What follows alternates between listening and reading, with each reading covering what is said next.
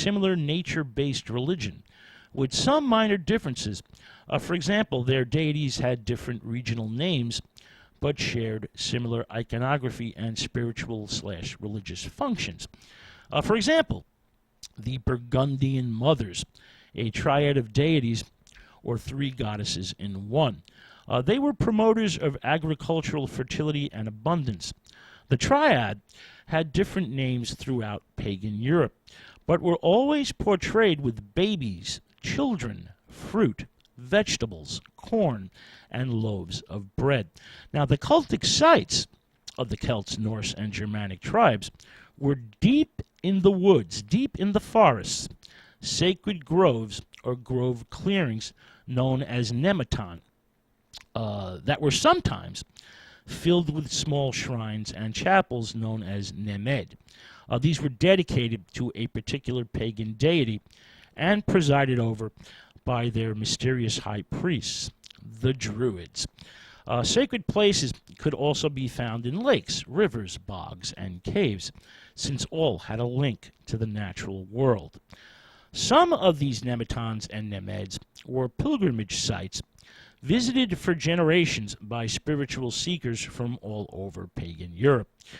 Tree iconography was central to their religion, and gold, silver, and iron representations of trees, or tree icons, have been found in numerous archaeological sites in Britain, Spain, France, Germany, and Scandinavia. These sacred tree icons were utilized by the mysterious Druids in their sacred rites, rituals, and ceremonies. All right. Now, to the Celts, Norse, and Germanic peoples, the belief that the tree was a type of center for divine powers was significant and widespread. Trees were sometimes even considered supernatural divine beings and were often worshipped in their own right. The shape of a tree, with its roots bound to the earth, its strong vertical trunk and crown reaching for the heavens, was thought to be symbolic of cosmic union, the underworld, the earth, and the heavens linked together. This gave rise to the concept of the world tree, the embodiment of its spiritual axis. This is, of course, a multicultural phenomena. For example, the evergreen world ash tree, Yggdrasil, which was sacred to the Celts, Norse, and Germanic tribes, and whose branches extended over heaven and earth. An eagle was said to sit on top of it, silently observing the world. Enthroned between the eyes of the eagle is a hawk who creates the weather, the hawk wind. So if you ever wondered where the band Hawkwind got its name from, now you know. It's linked to mythology. The evergreen tree Yggdrasil is immortal and inconceivably huge. Its branches reach right up to heaven, and its foliage shades the entire world. Now, it is also known as the Tree of Destiny, since it holds the fate of the world in its roots and branches. Now, the sacred tree's roots penetrate the earth right into the underworld, and the tree may be immortal, but its deep roots are endlessly gnawed at by a giant evil serpent, worm, or dragon. It varies, folks. Eventually, the Tree of Destiny, Yggdrasil, will come crashing down, and this final withering of the tree signals the beginning of, the twilight of the gods and the end of the world. With the tumbling down of the world tree, all life will cease. All life will cease forever.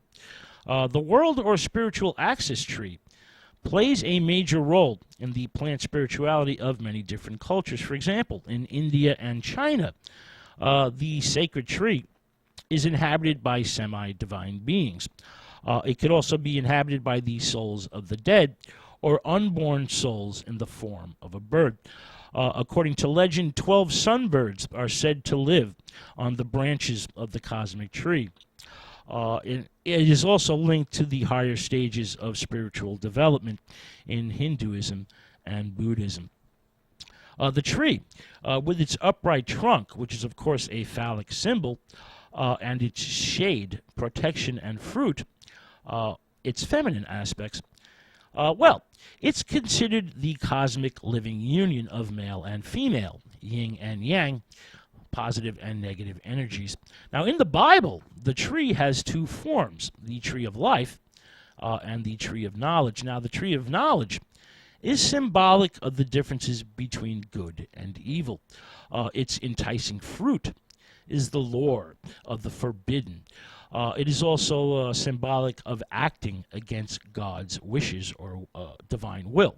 Now, the tree of life is the symbol of the original abundance in Eden, as well as spiritual fulfillment at the end of the world, i.e. the apocalypse. Now, in Christian art and literature, there is a symbolic relationship between the trees of Eden and the cross of Christ, with the cross being the true tree of life.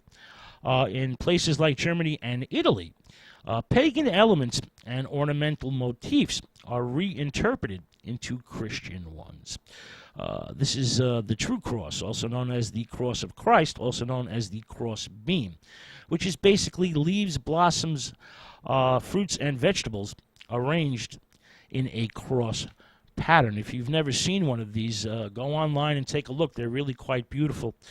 Now, the sacred crossbeam is the place around which people and animals congregate in order to worship the Lord. This is usually happens outside in nature, but sometimes people put them in their own homes.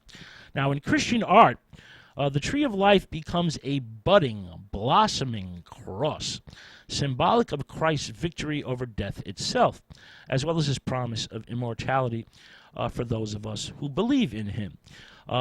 In these works of art, the palm tree is symbolic of heaven at the end of the world, while the olive tree, a common decorative motif in folk art, is symbolic of life itself. Then we have the inverted tree, the upside-down tree, which also plays an important spiritual religious role in many cultures. For example, it is usually placed next to an altar. In India, there are ritual plantings of trees upside down or inverted. Their roots pointed towards the sky, and the tree's branches spread out in the soil, in the earth. The inverted tree is thought to be symbolic of all life, all beings sprouting out of the primal ground. In Islam, the inverted tree is the tree of happiness, while in Jewish mysticism, the Kabbalah, an inverted tree is a tree of life, the life that God has granted to all of us. So there's a lot going on here with trees. Now, the Druids, the priests of the Celtic, Scandinavian, and Germanic pagan peoples, had their own extensive plant lore. The Druids used herbs in their rites and rituals, and trees were sacred to them and considered holy objects of veneration. In Druid lore, trees once came to the defense of humanity against evil and dark forces. In gratitude, the Druids took the Celtic word for tree as their name.